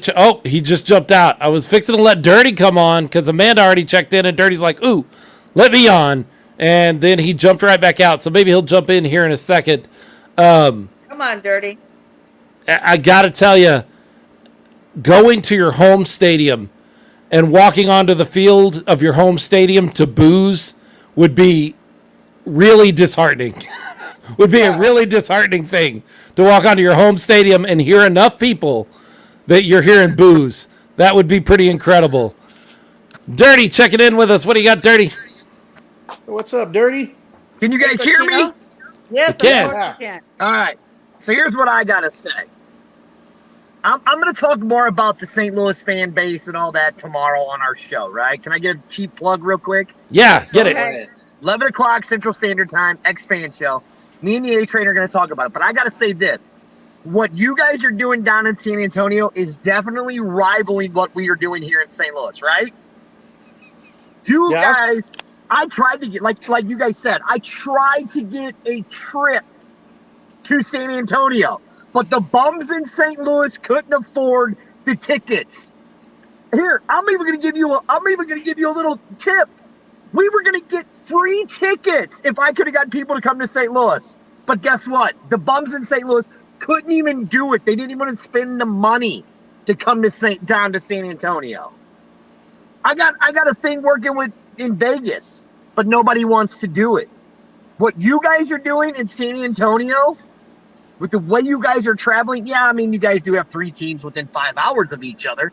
That's beside the point. That's an But advantage. what you guys are doing, the traveling, unbelievable. You guys are possibly the best traveling fan base there is in the XFL. Hands down. I'll say it. That's why you guys are better than the St. Louis fan base. Wow. Thank you for Another that big compliment. Thank Thank you. you. Listen, if you don't like it, I don't really care. It's the truth. Dirty is I the will host, say- And Dirty we have is better the- food, right? right? Talk about the food. Better food, better. Well, I don't know about the tailgating experience. Did you guys see our pictures? I mean, Looks like I y'all saw had a picture of fun. A bunch of empty We- tables. It was good. I'm not bashing the Brahmas. All I had to do is I'm listening to Jorge, I'm listening to you guys talking about traveling, and I got to say, you guys are doing a way better job than any of us are here in St. Louis with traveling and getting it all together and all that stuff. For some reason, St. Louis doesn't want to travel. They don't want to support the league. And I'm going to give you guys another speculation. Are you ready? Shoot. When you guys are at home and we're at home, we will easily, that weekend, the Brahmas and the St. Louis, easily will put in, butts in seats, 60,000 people between enough. those 2 home games. Fair enough. Just in Yeah. St. Louis and San Antonio alone. Mark my words, over 60,000. I believe. Dirty is the host of the X Fan Show. That is Tuesdays and Thursdays, yeah. And then he's on Central. B-Hawk Live with Amanda, and that's on Wednesdays. So you get 3 straight days of X Fan and B-Hawk Live. You can get dirty for 3 straight days. How about that? Part of the X-Fan Nation, along with with Phil, us. don't cut yourself short, man. This is you get 4 straight days of good quality XFL football talk. with For you guys sure. On Mondays. Definitely. Monday, Tuesday, Wednesday. Love you. Arlington leaving. says, get off this show, man. So we're going to kick you off. That Oh, Dirty. We love Dirty, Amanda, Arlington, all those guys that are doing great work over there in the St. Louis and Houston area, because Arlington's down in Houston. Arlington is in Houston. We've got, so let's transition for a second, because we talked a lot about off the field stuff. But let's transition for a second and talk about on the football field. We've got a game coming up against Arlington, and I got to tell you, any offensive production whatsoever, anything at all, and I don't think there's a way we lose this game. Like, they don't have an offense that scares me. They do not have a defense that scares me. We've got better special teams. If we can get any sort of offense at all, if we can get any power in our bats, if I can mix metaphors a little bit, if we can get anything, I don't think there's a chance in the world we lose this game on Sunday night. Am I wrong? No, No, not at all. You can't count the Brahmas out on any game left on the schedule because of that defense. If the offense starts to make some strides, then the rest of the XL is on notice, right? And if the defense can start getting some turnovers, which they've been good at, but if we can get some more timely turnovers on, the other side of the Sure. field where we've got a short field, then that spells trouble too. So, I'm not. The Arlington offense doesn't scare me. Sloter doesn't scare me. No. One little bit against this Brahmas defense. What I find really interesting is, like I say, any offensive production, a touchdown. Gosh, if we could get 2 touchdowns, Yeah. I think it would be a blowout. Yeah. Arlington doesn't scare me. Arlington is a decent-ish football team, but unless there is something that They're Bob better Stoops, than Orlando. they are better than Orlando. I think they're yeah. better That's than it. Vegas. but I don't think they're better than San Antonio if we get some offensive production. And here's the good news, Brahmas fans. And if you've stuck with us this long as we've berated people who are not Brahmas fans, you are. You are part of the Primos. If you're a Brahmas fan, you want the really good news, ask 100 coaches, 100 head coaches in the NFL and the XFL and college football, if one stage of your game plan, of the 3 stages of the game plan, wasn't gelling at the beginning of the season, which one would you rather it be? I guarantee 90% of them will say the offense. Yes. If my defense is performing well and my special teams is performing well and it takes us a little longer to get our offense to gel, that's fine because it can. Offense is one of those things that a switch can get flipped and things can just get better right away. You can't do that on defense. Like, defense doesn't work that way. And if you have special teams problems, that can destroy your whole team. And for some reason, special teams is quicksand because it starts dragging the rest of your team down with it when you start having special teams issues. We're strong in those 2 areas. Offense is the one where you can just kind of, I'm not saying we will. Don't hear what I'm saying and be like, Philip said they were just going to flip a switch and get better. But you can. Like, that can happen. You can all of a sudden find that one combination, that one, quarterback that gives you a spark. Look at teams that have an injury or for whatever reason change their quarterback in the NFL or in college football and then start going on winning streaks. It's one player. It's one thing that they change and they get a spark and that just lights things on fire and all of a sudden you've got an offense worth working with. That can happen with your offense, but you'll never see that happen with a defense. You'll never see, as good as Micah Parsons is, as good as Clay Matthews was back in the day, just injecting them into your defense did not mean all of a sudden you had a top 10 defense in the league. Right? Am I wrong, Jorge? No, you're right. But you can do that on offense. So things aren't as dim as they look. It looks bad. We're 1-3. We've had no offensive production for 2 straight games. It looks rough. But really, when you think about it, what would you rather do? Would you rather have a defense that wasn't working and an offense that was lighting up the field? I can tell you, there are Denver Broncos fans, Leo can attest, that know that doesn't work. There are Dallas Cowboys fans 2 years ago that know that doesn't work. Having a good offense and a terrible defense is the worst thing in the world because you can't keep up with a team that can score on you at will. And remember that just 2 weeks ago when we played Orlando, the day after, I saw so many articles saying Jack Cohn is the secret weapon of the Brahmas. Jack Cohn is the secret of the XFL. He's the best kept secret, and now people are calling for his head. I mean, like it's not his fault. Thing. It's not his fault. Yeah. It really isn't. Like it's not. But if that's the change we make, that's the change we make. I'm okay with it. It is.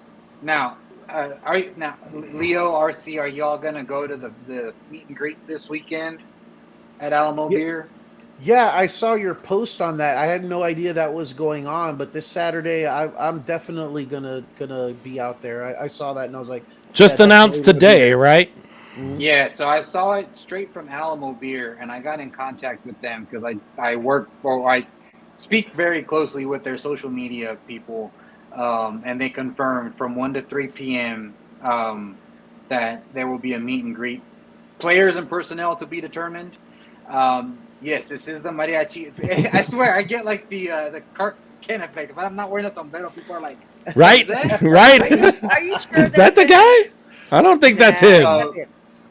But yeah, so Alamo Beer, for all you Brahmas fans, this Saturday there's going to be a meet and greet. As far as Alamo Beer has confirmed to me, there will be a meet and greet at Alamo Beer. My goal is to get Jack Cohn to smile. So Leo, I might need help with that. Good luck with that. I can help you with that. Yeah, for sure. I don't care if we got to tickle him or what. I want him to smile. I want him to have a good time because I look back at the video, even when I had Coach Ward and all the guys do the grito with me up on stage,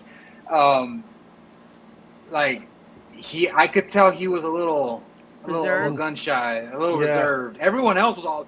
If you look at that video, Coach Ward, as soon as I put the sombrero on him, he was like jumping. He was hyped, and I was like, this right here. But yeah, I want him. I want to make him smile. I don't care if that's a hug. I don't care if that's even if one of these. Like, perfect. Give me more of that, my man. More of that. Like, I see him on the field, and I see the frustration on his face, and I just, my man, have some fun. You wanna make Jack Cohen smile? All you got to do is say, "Hey, Jack, close your eyes for a second, and imagine you have 4 seconds to throw a pass." That'll make him smile. He'll love it. That'll make him smile so big. Sure. But you know what? The only time I've seen him smile, I forget which game it was. I don't think it was Houston. Orlando. Was it Orlando when they hit him out of bounds and he got up? No, after that was hit? Houston. That was Houston. Oh. Yeah. Okay, yeah. He got up smiling. He was like, "That was a good hit. That was a good hit." And he's smiling, and I'm like, "That's the only time I've seen him smile." Well, we don't want to hit our quarterback though. But we'll find another way to make him smile. Yeah, I won't hit him, but Yeah. Go ahead, RC. Well, I saw him smile when I did mention to him at the previous meet and greet about the mom to mom interview. He's like, "Oh, my mom would love that." So I know you're listening. So talk to your mom, have her contact me, because this is where we need to talk to the moms. We need to start making those connections with people who actually know our players, because we don't. We really don't know our players. Right. And we have to start building that relationship. And so if Hey, I can get RC. any of those players' moms to contact me, we need that. Oh, We man. need that support because we need So- that connection. So moms, do your part. Brag about your sons on the Smoking Guns podcast. Contact Right? RC, you and I are gonna have to walk around the concourse at in Arlington together then, because I can't tell you how many players' families have come up to me and introduced. It hasn't been their mamas; it's been the dads. But they have That's come up okay, I and introduced can't themselves return. to me. But family members have come up to me multiple times, obviously because of how I'm dressed. Like, I've offered them tacos, so I do apologize that the tacos will not be making an appearance at this next tailgate because I am going to be home alone and I don't want to be unloading my truck at midnight by myself. But after that, I will 100% be giving out free tacos again. Yeah, so if you want to meet players' families, we're going to have to do a walk around the concourse because you will meet players' families because they will come up to us. Let's take a second. There is a burgeoning conversation happening on Facebook right now in our show, and I want to give it some air to breathe because it's an interesting theory. Now, first we have to take off our hat of I don't know that it's realism, but we just have to prognosticate a little bit, and sometimes you have to be very positive when you do that. Let's say San Antonio goes through the next 3 games and wins, which is a possibility. We beat Arlington twice. We beat Vegas. That would leave us with a record of what, math majors? Not here. What are we at? What are we at now? 1-3? We're at 1-3. We win the next 3 games. That gives us a 4-3 4-3 record. 4-3. Brian Winsloff is in our comments right now saying, "Hey, is there a possibility that Houston, who goes up against Seattle in Seattle, and then goes up against Washington, goes up against DC in DC, could conceivably take 2 straight losses? Those are 2 pretty decent teams. Yeah. That's not outside the realm of possibility. At that point, even if they win the next game, they would have a record of what? If they lose 2 games and win the next one, they have a Same So record. 4-2. 4-3. 4-2. 4-2. 4-2. Yeah. 4-2. I was told Record. there would be math on the show. I know, Which but means we would only be 1 game behind them as we went into the game here at the Alamo Dome on, I believe that's on Easter Sunday, on April 8th. Is that right? Is that when that game is? The Houston game is Easter Sunday at a good time at 2:00. How cool would that be? awesome. Now, Carlos Trevino, who is our friend Los Mysterios, steps in and says that's not possible. I mean, it's possible. Anything is possible. It may not happen. I'm not saying it's going to happen, but I'm taking off reality for a second, and I'm saying, wouldn't it set up really well for an amazing game at the Alamo Dome if all of a sudden it comes down to, hold on, there's only a game separating these two teams, and Houston is coming into the Alamo Dome. You know, we could have a tied game leaving the Alamo Dome, a tied record leaving the Alamo Dome, as bad as the beginning. Now, do I say that to say, Houston's actually terrible and they're going to get exposed over the next two games? I don't know. Yes. Maybe. Maybe not. What I really want San Antonio fans to take away from that is that's how close things are, though. It looks bad right now when you look at a 4-0 and a 1-3, and you're like, this is terrible. We're fighting for the second spot if we can get it. Yeah, we are, but that doesn't mean that the first spot is out of reach, because Seattle could surprise Houston. And I'm going to tell you this: DC beating Houston would not be a surprise for me. I would say, yeah, that's entirely possible. They're a really good team in DC. Yeah. And the thing is and I've been saying this from the get-go and I'm not trying to bash the Cowboys or anything about this, but you look at Wade Phillips. It's okay. You look at Wade Phillips as a head coach. Halfway through the season, the wheels start to get a little wobbly, and as the season gets close to an end, the train starts to come off the track. So it is very possible that Houston loses to two good teams back-to-back, comes into the Alamo Dome on a losing streak, and that game is a toss-up because they're going to want to get back in the win record, but they have to do it in San Antonio on a good time when there's going to be a lot of fans against a rival that is, if we're on a win streak, people are going to come to the game. I gotta be honest with you. Houston runs a gauntlet. I just looked because there was a game I skipped there because I don't have the schedule memorized. Houston runs a gauntlet here. They have Seattle in Seattle this week. Then they go to DC the next week in week 6. And then they welcome in the Battlehawks the next week. All 3 of those games are tougher opponents than they've seen. They're not Orlando. They're not Orlando twice. Mm-hmm. You know, they're not a San Antonio Brahmas team that has no offense. They are teams that are going to put up a fight, and by the way, the Brahmas with no offense kind of put up a fight. Yeah, they had their shot at the end. There is a possibility here that this is a lot closer than anybody would think it is, sitting here after week 4 looking at 4-0 and 1-3. Man, this could get tighter. Don't give up yet. Now, San Antonio goes out and lays an egg 2 more games against Arlington. There's always next season. We have to start having that kind of language. But then let's just drink beer and eat tacos and have a good time watching football. Still have a great time. But the season. But that's how close this stuff is. Carlos Trevino says that gauntlet I just ran. He says 3-0 for the Houston Roughnecks. Okay, maybe.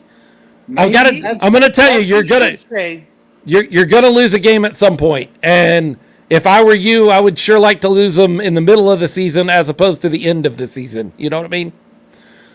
You're not going. I don't see any team going 12-0. No, that's not gonna happen. But he's a Roughnecks fan, and that's what a Roughnecks fan should be saying yes. right now. Ride or die. Ride or die. Absolutely. Yeah, so good on you. What about the weather? Because Seattle and DC, are those both games going to be played outside? Seattle is an outdoor game, and I know there's a lot made of like Seattle's weather and for that matter, the DC weather. I don't think that's actually an advantage or a disadvantage for any team because Seattle doesn't train in Seattle. Right. They train in Texas. And so when both teams go up and have a cold weather game, both teams are dealing with a shock to their system. I don't really see that as a part of the home field advantage. Right. The fans are what make home field advantage, for sure. Can I say one thing about this game that's coming up? So if you are ready to leave the Brahmas, you don't even want to talk about the XFL anymore, think about this. This game is going to be military night. And this is a It's chance for correct. us to recognize the local heroes. So if you were like off the bandwagon and you were ready to give up your tickets, don't. Give them to a fellow veteran. Give them to someone who's active duty. Let's honor the local heroes here in San Antonio. So forget about the Brahmas. Forget about that we're losing. Forget about our quarterback. Go for our heroes. And that's all I'm going to say about that.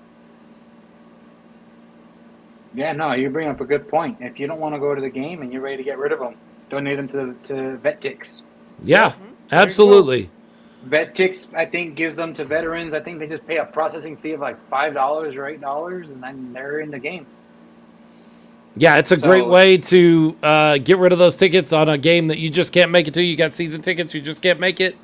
Do that with them. I mean, you can sell them on Ticketmaster if you want to and try to make some of your money back. I get it. But, man, donate them. We've got plenty of servicemen and women here in San Antonio We do. that would love to come out and see a game. Do that. That's a great way to honor them and still support your Brahmas, because you're still putting somebody in your seat. You're Right. not able to be there, but you're going to put somebody in your seat, and you're going to give up a little bit of money, and you're going to honor a veteran. We all say all the time that that's what we want to do, is honor our veterans and our service Those men and guys women. give up more than money, let me tell you. Yeah, That's so right. let's do that. And I want to kind of go to like a little segment, like a little kind of talking on what you all are talking about. So there's a gentleman, I'm not going to say his name just for privacy purposes, but he is a retired first responder, disabled firefighter. Lives out in south of San Antonio. I'm not going to say exactly where. He was in a different Facebook group, and he was saying, I'm good, best of luck to the Brahmas, but I think I'm leaving this group. I can't afford any of the games. And the moderators from that group allowed the post and said, is there something we can do? Is there some way we can help get him a ticket or get him to the game? And you know what I did? I bought him and his wife tickets in the ADA section. That was my donation to him. And I have his phone number, and he wants to come out to the watch. He's shy. I've told him, just come on out, like, have a good time. He's trying to scrounge up money to come up to another game. But he said that was some of the most fun that he has had in years, because, he's got family stuff going on. He's got his disabilities that he's dealing with. He's in a wheelchair. And I saw it as, this is a way for us to show that the Brahmas are for everybody. So if you're ready to give up on the Brahmas, I can tell you a couple of people who would very much appreciate a ticket donation, because they don't have the money. They live off of Social Security. And those of us from San Antonio know we're not the richest city in the world. We don't have the wealthiest people in the world here. And we're a blue-collar city that works hard for every penny that we got, whether that's selling paletas, whether that's selling street corn, or whether that's doing whatever it is that you do. We try our hardest to make the most of what we got. And if you're ready to give up on the Brahmas, donate your ticket to somebody who actually wants to go and who would make that make an experience of a lifetime for them. Because after doing what I did and seeing the experience that this gentleman had, it made my day. Like, it made the whole season for me. And it's like I've said before, like, I've met these three people that are around me, I never met them in my life until the Brahmas came around. And now they're some of my greatest friends that I talk to on a daily basis. It may be through Facebook comments and stuff, but when I see them at games, I give them hugs like family. And so, yeah, like, if you're at that point, you can do better than just saying, I'm selling them, and then complain about Ticketmaster fees. Right. That's true. We got about 10 minutes left, and we've got a part of our show, a part of our community that we always spend time on, and we haven't talked about yet, because we've got a home game, and home games mean tailgate time. What's going on with the Brahma Mamas this week? What are you guys doing? Well, I know it's been a minute, but we're still going to be collecting food for the food bank. We're not going to have the barrels that didn't seem to work well with us, and that's okay. So I told Leo, can you make a logo for us and say that there's going to be an RC wagon? And he's like, what's that? I go, that's me pulling a wagon, RC wagon. That's what that means. So I have no problem because that's what I did last game, pulling my little wagon, bring donations. I will pile them up in my little SUV and I will drop them off at the food bank. That's not one big news. Second big news, we're still going to have a group photo. So we have to find out the logistics about when we can start tailgating. The other thing that we're going to do, and I don't know if all of you know about it, I went ahead and created a Brahma Mama Fiesta medal. And so we will start selling. I sure did. And so I'll be selling those at the tailgate on Sunday. The usual, we're going to try to get together. The dance off. Anybody want to challenge us to a dance off? We're ready. We got our routine. We have our song. So we're going to do that. Again, we welcome everyone just to hang out with us. We're not going to have the Brahma Mama juice that didn't carry over very well. So we're not going to do that. And it's a later game. So we're just going to focus on meeting new people, taking pictures, taking our group pictures, purchasing the Brahma Mama medal if you want. And please bring some non-perishable items. Again, some of those could be peanut butter. It could be canned vegetables, canned fruit. It could be baby food. People forget about the babies, diapers. We're going to collect all of those as much as we can. If I have to dump it in the trunk and come back out, I will do that. So we'll be again in Lot B. For those tailgaters that are Lot C, I cannot take that wagon down the stairs and up the stairs. I'm too old for that. So if you can walk over to the there it is. It's going to be in the yellow. So that's the one I kind of put it out there to see which one you thought you might like better, the black, kind of the fuchsia, or the yellow. And I think going with our theme, we're going to go with the yellow. So they're going to be $10 each. Cash card? What do you accept? I would say cash. You know, it was ever easier. What do you got? You got Venmo, you got Cash App, you got PayPal? I got Venmo. So Okay. all right. if you want to bring you cash, know I'm buying cash. I hope so. Amanda So, wants one as well. Don't sell them all before you get one to Amanda. And then also, Amanda, what's going on with the female fan club in St. Louis? Battle Chicks. Yes, that's what Philip loves to call you, the Battle That's what I want to call them, the Battle Chicks. I know you're dying to call them that. So again, a shout out to all of the other teams. If there's even if it's 2 or 3 females in Orlando, Seattle, DC, Arlington, doesn't matter. Let's start working on that, trying to increase the female fan base for the XFL. We have to. It's woman owned. So RC will be out at the tailgate, obviously. Yes, Leo, you're going to be out there tailgating? Yep, over in Lot C with my usual crew. Lot C or B? Lot B. Sorry, you were in B last time. No. Lot B. I was thinking I had it in my mind because when RC said, "Those of you that are across the way, you can walk over," I was gonna say for our Lot C'ers, we heard from Amanda and Dirty that were here at our first game. It feels like so long ago, and we're finally getting to our home game. Finally, I've just been looking forward to this in the tailgate. But we were told that Lot B was where it was at by people that actually crossed over and went to go see what Lot C had to show, and they came over here and said, "Nah, this is where it's at." So gauntlet laid down, Lot C'ers, come on, pick up your game. But if you don't feel like it, just come join us. Come on over. Come to Lot B and bring some donations to B RC for Bironga. B for Bironga. Yeah. Bring it on over for the food bank donations. But yeah, Lot B definitely showed what they're about last time. Lot C, you got to step it up or just come and join us because there's room over there. Okay, so let's talk about the way the Alamo Dome does things, just so people understand. Gates open, or the Alamo Dome usually opens 90 minutes before game time. Game time is 8 p.m. If you do your math, I realize that some of you guys don't like math. 6:30. No, we don't. It's 6:30 is when that opens. the parking lots generally open 5 hours before the gates open. No, 4 hours. 4 hours yeah, before the gates open. So 2:30. So when the gates 2:30 should be when the parking lots open and we can begin tailgating. Jorge, I take it you're going to be out there, and it sounds like you're going to be in Lot B too. Yep. Yeah. No, I won't have my taco set up, but I'm gonna be with the Brahma admins, I guess if you want to call us that, and kind of mooch off of them. But I will have. I stocked up on Brahma beer at HEB yesterday, Oh, so good. I'll have plenty There of you that. go. It was $3.50. I was like, yes. Really? Even the guy from HEB. Yeah, For a like six-pack? Wow, that's cheap. Not Yeah, for a 6-pack.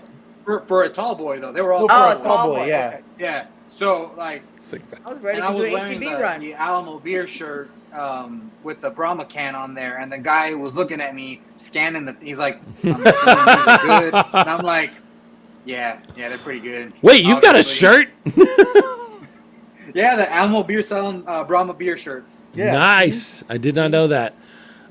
It looks like just the way things work out. Hey, late games are what they are, but it means that I might actually get to make it to tailgate because, as most of you know, I work Sunday mornings. That's my job. But I get done in such a way that I think I'll be able to get up there around 3 or 3:30, which means I'll be able to actually, for one of the few times, sit in on the tailgate and be able to meet everybody and have a good time. And enjoy some food and some drink before we go into the Alamo Dome. I still don't know if I'm gonna be in the press box or not because my friends don't over at the know. Brahmas have still not approved my media credentials. What? Come is on, up with man. that? Come on, on. Brahmas. man. Let's get this done. We promote you for 2 hours every week. 2 hours every week. Give me a credential here so that I can be covering the game from the press box. But if not, I'll be in the stands with, as I said a few weeks ago, the regular people. It's more fun in the stands. Trust me, being moved to I had fun in the bullpen, but I can't wait to be in the stands. It's fun in the stands. I have not gotten to experience the bullpen yet. That would be interesting. But I am conditioned at this point to be sitting in the press box and taking notes and watching the game from there. It is a comfort place for me, and it allows me to do this job a little easier. But if they don't do it, they don't do it. I keep begging for them to recognize that we are a media outlet for them. They just don't seem to recognize us as such yet. So we'll see. We'll see if that changes over the next couple of days. We're not going to give up. We're not No. going to go away. No. Hey, Jorge, you and I had a discussion on Facebook a couple of weeks ago about how great this whole experience has been with the Brahmas. And I mentioned to you, you know what? There's something lined up right behind Brahma season as it ends with the San Antonio Gunslingers in the National Arena League. Now, we started out as a podcast covering them, and we will continue to do that. This is not their season. This is Brahma's season, so it's normally a heavy show. Jorge, you got a red, white, and blue mariachi suit because Gunslingers football is coming up, and they need the Real mariachi quick. just Yes, as they do. much in the Freeman Coliseum as they need it there at the Alamo Dome. So I got Coach's card here. You know, Nice. I've been in Alright. contact with the Gunslingers. We're thinking of I mean, obviously right now the focus is on the Brahmas. Right, for sure. I don't know if we're gonna do a mariachi thing for them because I don't want people to say, oh well, they're just copying the Brahmas. Ah. But we're thinking of something good. So because the mariachi thing is it kind of belongs to first before I get myself into trouble, it Yeah. belongs to me, and I am being a Brahma. Right. But I also don't. I don't want people to feel like the Gunslingers are just trying to copy the Brahmas. But I do have something enough. that I'm thinking up my sleeve to help them out because they have reached out to me. They do want to work together. And I've actually never been to a Gunslingers game. And seeing as how at one point in my life I was this close to trying out for the Utah Blaze of the Arena Football League before they folded, and then I was told, well, San Antonio Talons, and then the league folded. Right. I have a special place in my heart for arena football because that was going to be my last chance to play football before I officially retired. As a guy who's been around the game but has not been into a gunslinger's game, tell somebody that's never seen the indoor game how would you relate the indoor game to the full game or the outdoor game? Although we play in the dome, so that doesn't really make a lot of sense. What's it like to you? It is fast paced. It is quick. It is high scoring. It's when people say high octane offense, that's what you get in arena football. It's high octane. And it goes like that. Like it and at the end of the day, you're inside, and this is during the summer in San Antonio. So, like, I'll probably go to San Antonio FC games, but I'm also going to go to arena football games, especially on days when it's forecasted to be 100. I'm going to go watch arena football. Right? June sporting event. Let's get some air conditioning going in San Antonio. I mean, I've been to Texas Rangers games. I've been to baseball games when it's 105 degrees and sitting out on the ballpark in Arlington, which is now Choctaw Stadium, up in that upper deck in 105 degrees. Like, I'll do that. But let's be honest, like, having air conditioning during the summer is one of the greatest reasons that I'm glad I wasn't born in a time before air conditioners when we had to wear jeans and long sleeve button-up shirts all the time, I'm very glad I live in the time when I can wear shorts and get some air conditioning. I'm happy with that. But yeah, I'm excited that you're going to make that transition. I hope more of our fans, not only of our show but of the Brahmas, recognize that, hey, football doesn't have to end on May 13th after the Brahmas win the championship in the Dome. That doesn't have to be the end, because we will be right in the beginning of Gunslinger season, and that can carry us all the way to July when they hoist their championship trophy for the National Arena League. We can just carry it all the way through, and then in July we start talking about NFL football. Like, we can have year-round football right here in San Antonio. Isn't that great? Awesome. Absolutely. Honestly, I think this year I might be like, all right, NFL, you need to hurry up.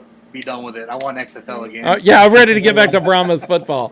Unless your Packers are doing really well. Hey, we do talk a little bit of NFL football. What are your Packers going to do at quarterback? It looks like are you excited about Love? Are you excited about Love being your guy? He's not the guy, but I love Love.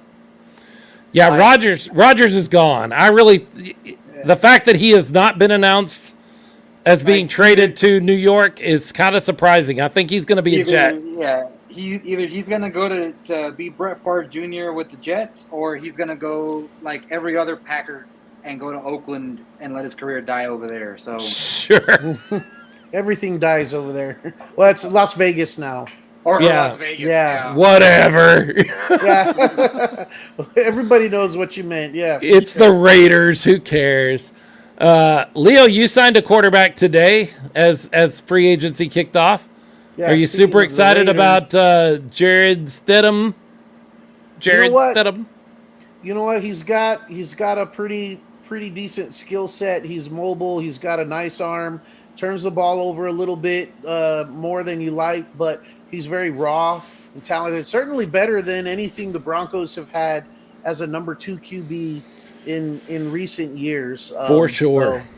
And someone to put a little bit of pressure on Russell Wilson, like time to perform, or we've got a guy we don't mind putting in there, especially because of the way that contract is structured and he's protected via injury or something. If he starts to not do so well, they can pull him, make sure he doesn't get injured, put a guy in there, and count their losses for this season and look forward to something else. Nobody should be happier with trades and free agency in the beginning of the NFL sort of business season than RC right now. Your Bears made a deal that is going to make them a better football team. They traded a number 1 pick that they didn't necessarily need, got 2 number 1 picks, 2 number 2 picks, and a really good receiver out of the deal. They cleaned up in that trade with Carolina, and all Carolina gets out of it is a quarterback that, to me, is going to be a coin flip, no matter who they pick. If they go with, C.J. Stroud or Bryce Young is kind of which one of these guys? I think both of them are kind of coin flips in the NFL. And that's what they traded up to get to. Man, I think Chicago absolutely won that trade all the way around. Yeah. Am I wrong? No, you're not. I think we're in good shape. We're in very good shape. Your Bears in a couple of years are gonna be all about that. Like they're gonna be.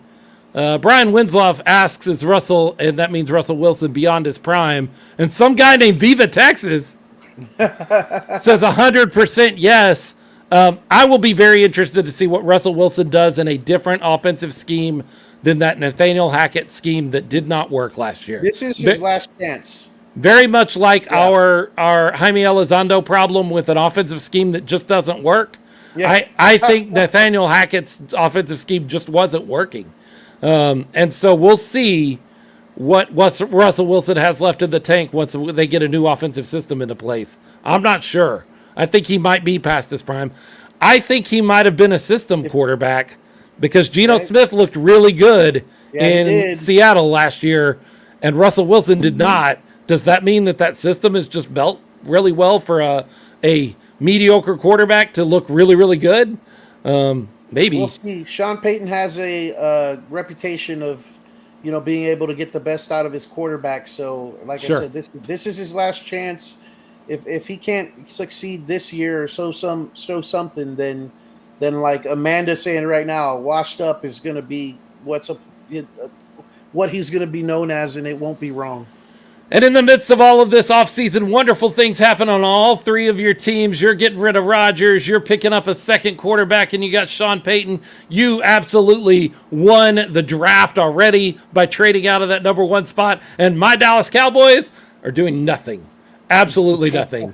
100% nothing. They haven't moved anybody. They haven't changed anything. They've restructured a couple of contracts, which they needed to do. And other than that, crickets. So way to go. We're so good right now. Why change anything? Great.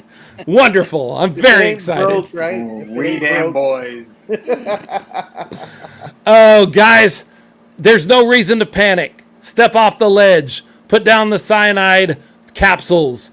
Have some fun. We're at 1-3, but there's still lots of season left, and there's no reason that we could not be challenging not only for the playoffs. Somebody earlier said, just make the playoffs. That's all we got to worry about.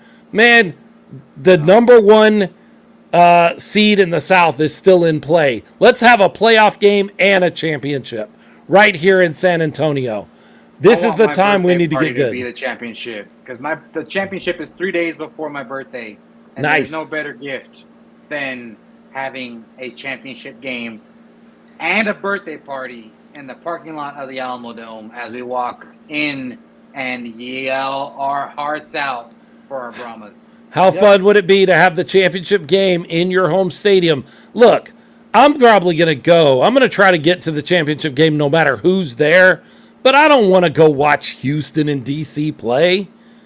No. Like, I want to go watch my Brahmas. So let's get them there. And we actually... want a damn beer snake in the Alamo Dome. we have the opportunity to affect the game on the field. Arlington has already been through it once. Man, let's give them the nightmare of having to go through it twice. A loud crowd that just won't leave them alone, causing some false starts, making them run their offense a way they don't want to run it. Look, every pro offense in the country right now loves to change the call at the line. Get up there. Let me see what the defense is giving me as a look. Let me change the call. We can make that impossible in the Dome on Sunday night. Let's do it. And in Choctaw. Yeah, and in Choctaw. Turn around and do it in their home stadium. Be great. Let's do that. And let's support our team. If you want to sell your tickets and you want to get off the train, bye. Well, bye. I don't know what else to say to you, but we're going to be here. Brahmas fans, real Brahmas fans, Primos are going to be here. Brahma Mamas all the way through. The Brahma Mamas are going to be here. And Viva Texas. Hey, just so everybody understands, because we see you post under your name, and then we see you post some under Viva Texas. What's the difference? What are we missing? What is Viva Texas? So Viva Texas is my social media brand, and so that's where I throw a lot of my jabs that are shareable. If I post it in the group, it's under my name. I obviously cannot share it because it's private to the group. But I post it to I have a large following, particularly on TikTok. And so, yeah, I've been salivating for this. I paid up my debt to the mayor, and I've been salivating for these 2 weeks because I get to punch Dallas for 2 straight weeks, which I've already been doing for the past year just because it's Dallas. Yeah, I know you really dislike my home city, my home metroplex. I know you really dislike them, and I'm not even going to say that that everything you say is wrong. I'm from there, but I've spent half my life down here. But man, we're still up in the metroplex. We are still Texas. It could be worse. It could be Oklahoma. Okay, we're not that bad. We're not the best, but we're not Oklahoma. So No, ease up a No. little, just a little. We are the No, lone not- star, not- one star. We're all together. Not on the Renegades. I'm sorry. I'm coming out. You remember Captain America and when they get him out of the ice and he's doing that punching bag deal? Right. Yeah, that's gonna be me for 2 weeks. Oh, I'm not talking about the Renegades. You can do whatever you want to them. I'm just saying the Oh, yeah, metroplex as a The whole. city of Dallas, the people in it. You can dislike the city, the metroplex area, but recognize that it's still Texas and it's not Oklahoma, and that's at least a little better. It could be worse. Yeah. It could be Yeah. worse. Could be worse. That's pretty bad when you're like, your slogan is Dallas. It's better than Oklahoma. Dallas. At least we're not Oklahoma. Yeah. I'm fine with that. I'm We need okay. a bumper sticker. As a representative of North Texas, I'm okay with that. I'm perfectly I hope my fine wife's with not that. watching because she's from Tulsa, so I'm just like, oh. But she got to Texas, so she knows what she's doing. That's true. That's Oh, the yeah. way to do it. Well, we've got a way we always end the show. We always talk about how football across the country, when it comes to football, we have something to say, the 210 specifically. And then we've got our little bang bang. That is a big part of our show from the Gunslinger Days and the Smoking Guns podcast. And then we blow into the end of the gun. But today, as we go out and talk about football, I think we need a grito right at the end of all of that. Can we get one of them as we end the show here? Whether football is up in Arlington or down in Houston, over in Orlando, whether it's indoor football in Orlando or in Odessa or in Jacksonville, when it comes me to one football, when it comes to professional football, the best professional football in all of the land, when it all comes down to it, the 210. Oh yeah, This- it's got its own carrying case. That's nice. That's really nice. If you're listening, you need to go back and watch the video because it's got its own case. When it comes to football, whether it's in the arena or in the dome, out in the elements or inside where it's nice and cool, when it comes to football, professional football, the 210 has got something to say.